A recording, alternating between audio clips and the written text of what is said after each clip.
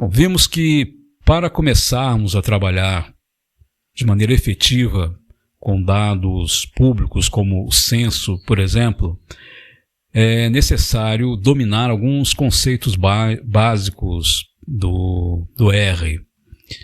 Como qualquer ferramenta de análise de dados que a gente vai trabalhar, é necessário a gente primeiro ter o domínio dos conceitos básicos. Muitos desses conceitos nós vamos revendo, aprofundando, e outros conceitos vamos ver na medida em que a gente for trabalhando com os dados, mas é necessário ter essa visão inicial. E para dar um passo seguro nesse conhecimento sobre o R, buscando aprofundamento e entendimento do potencial da ferramenta, a leitura do livro R para a Ciência dos Dados, que está aqui na sua segunda edição em português, o livro original escrito em inglês, essa leitura ela é muito recomendada.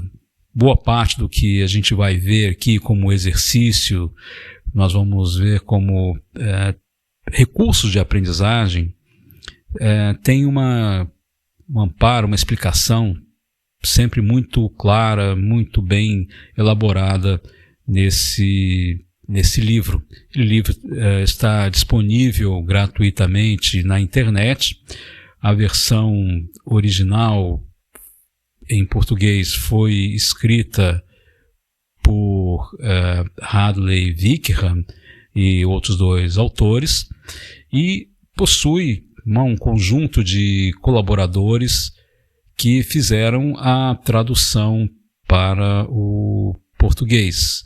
São várias pessoas que trabalham fazendo essa tradução e mantendo esse livro disponível para a comunidade poder se aprofundar, conhecer e usar o R como ferramenta de análise, de conhecimento, de exploração de dados. No nosso caso, os dados públicos para o planejamento e decisões no âmbito das políticas públicas.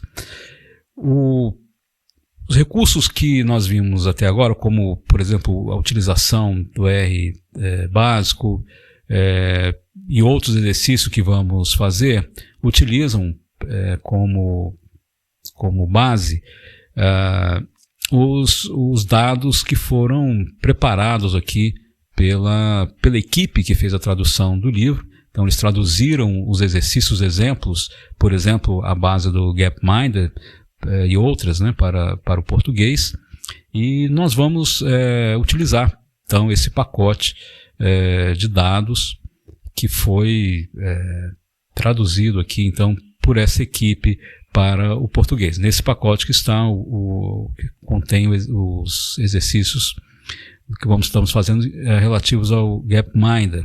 E esse pacote é utilizado também com vários, não só o Gapminder, mas várias outras bases que são utilizadas aqui de exemplo, traduzidas para o português, estão aqui disponíveis, né, no livro do Hadley Wickham, com outros autores e com essa colaboração de autores. Então a leitura é bastante recomendada, né?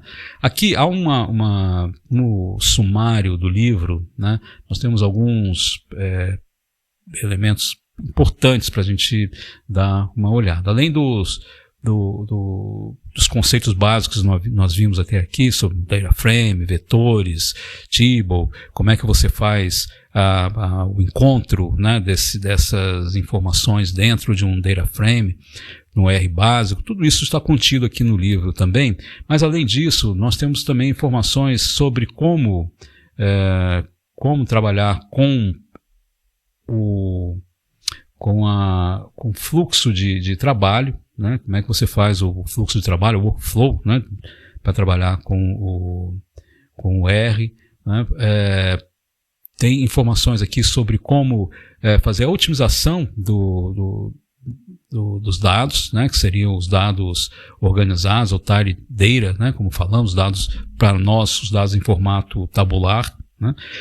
Um elemento aqui também importante, um capítulo importante sobre a importação de dados, né? Nós vamos ver como fazer a importação de dados, né? Com os pacotes de dados, utilizando também a biblioteca do Tidyverse, né? Nós vamos usar alguns recursos para importar arquivos CSV, né? Então, vem uma descrição do que é um arquivo CSV, um arquivo separado, né, por vírgulas, né, escrito em formato de texto. É o arquivo mais fácil de ser lido, vamos dizer assim, porque ele está escrito em linguagem humana, vamos falar dessa forma, não está em linguagem binária. Em compensação, é um arquivo que ocupa muito espaço, mas é o formato CSV. CSV significa valores separados por vírgula, nem sempre é separado por vírgula, pode ser ponto e vírgula ou outro caractere, mas são arquivos que têm esse tipo de estrutura, né? Então, cada linha corresponde cada linha corresponde a um caso. A primeira linha contém as variáveis, né? E aí as variáveis, cada caso é separado por um caractere delimitador, né? No caso aqui, a vírgula. Então, o R importa, né, esses arquivos CSV. O censo, por exemplo, originalmente a base, né, ela está em formato CSV, muito grande para estar em formato Excel, por exemplo. Então, com a função read CSV, né, o livro vai dar um exemplo, né, é feito a importação desse dado, né? Bem detalhado, bem exemplificado como funciona, né, a leitura. No RStudio há também alguns comandos para incorporar, né, para chamar essa função de uma maneira mais rápida pelo menu, mas é importante saber como essa função funciona. E o livro vai dando outros exemplos de como importar dados, né? Como é que a gente faz para exportar os dados também, dados do Excel, né, também com XLS, XLSX, enfim. O livro vai mostrando como importar vários e exportar vários tipos de dados. No capítulo 9, né, nós vamos ver a parte dos gráficos com o ggplot2, né, o pacote também desenvolvido pelo Hadley Wickham, né, e ele vai mostrar, né, como é que funciona, os pacotes básicos, os elementos básicos, as camadas básicas para a geração de um gráfico, algo que a gente já viu aqui, né, inicialmente. Vamos ver com mais detalhes na aplicação disso para a gente gerar gráficos a partir das informações do censo, mas é importante conhecer essas ferramentas, né, um pouco mais detalhadamente. E o livro é muito bom, o livro é bem explicado, né, falando sobre os tipos de dados. Falaremos mais adiante, na última semana, sobre como juntar as tabelas com os joins. Também vamos trabalhar com essa informação aqui do texto. Como é que você pode trabalhar com planilhas, então, como vimos aqui do Excel, como trabalhar como é que você pode importar essas planilhas, né? Podemos trabalhar também com os bancos de dados. O livro traz também um guia para o R básico, que acabamos de ver, né, nessa sequência anteriormente, como é que trabalhamos aqui com o R básico, né? Então, a forma de a gente fazer, né, a seleção de casos, né, e de variáveis dentro do nosso data frames, dos nossos vetores, né? O livro vai explicar tudo isso direitinho, vai explicar como gerar funções também, né? Como é que a gente faz para criar funções, para você começar a criar suas próprias funções. E no final ele traz aqui como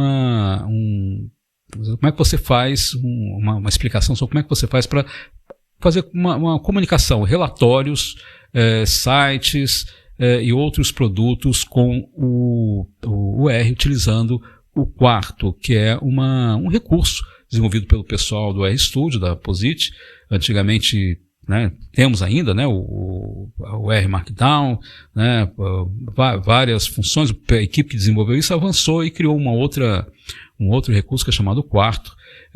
Quarto, ele é uma forma de você escrever um texto que pode ser compilado, né, incluindo um código R, e o final do texto pode sair um livro em PDF, pode sair uma apresentação, né, um notebook, enfim, o livro pode sair um arquivo do Word, né, então ele usa uma estrutura bem simples para você editar o texto. Ele usa o código executado do R é executado no momento em que o texto está sendo gerado, e isso pode permitir a gente criar vários tipos de recursos. Então, recomendo aqui a leitura do livro, fazer os exercícios do livro, paralelamente ao que nós estamos vendo aqui, estamos acompanhando, a leitura do livro do Hadley Wickham, com a equipe de colaboradores aqui. Falo de novo, está disponível em inglês, no endereço que estamos indicando aqui. Você pode ter acesso a esse livro, que é um dos mais lidos, é um dos mais utilizados como formação básica para